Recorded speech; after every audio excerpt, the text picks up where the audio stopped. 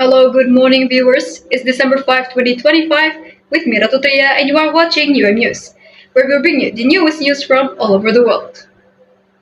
We begin our morning today with a developing environmental emergency that highlights the global pattern of pollution and waste that increasingly threatening lives and livelihoods. Let's start with the news that comes from North America, specifically Monterrey, Mexico, one of the continent's most important manufacturing hubs, where a public health crisis is unfolding. Residents say they are breathing poison as factories producing steel, electronics, and chemicals for global markets are releasing toxic pollutants at levels scientists describe as severely hazardous. Residents living near these industrial zones report the air burns their throats, triggers asthma attacks, and leaves a metallic taste. But what is most alarming is the presence of heavy metals, including lead, cadmium, and arsenic, detected in air samples across several neighborhoods. Hospitals report rising numbers of children with chronic coughing, chest tightness, and learning difficulties potentially linked to long-term exposure. Families are now wearing masks indoors, and schools are issuing air quality warnings to avoid outdoor activities entirely. Despite calls for emergency actions, residents say monitoring and enforcement remains weak. For thousands, this is a daily struggle for clean air and survival.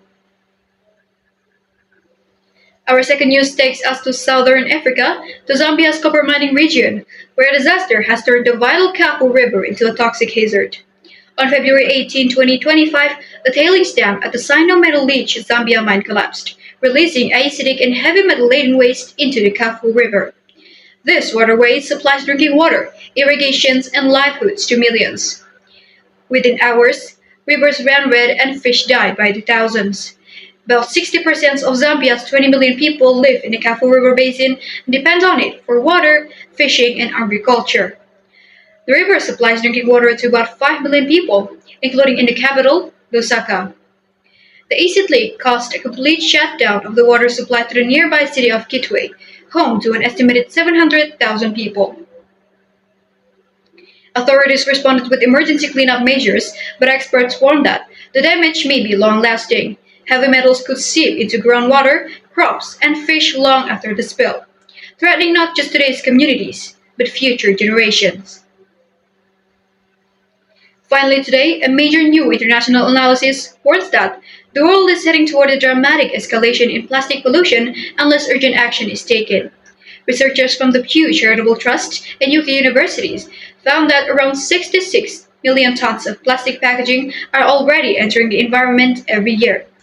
Without intervention, they say that figure could quadruple to 280 million tons by 2040, the equivalent of a rubbish truck of plastic waste being dumped every second.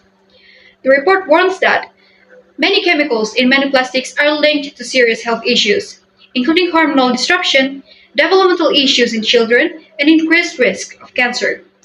Plastic production, driven by single-use packaging, is set to rise by more than 50% over the next 15 years. However, the report stressed the crisis is not inevitable.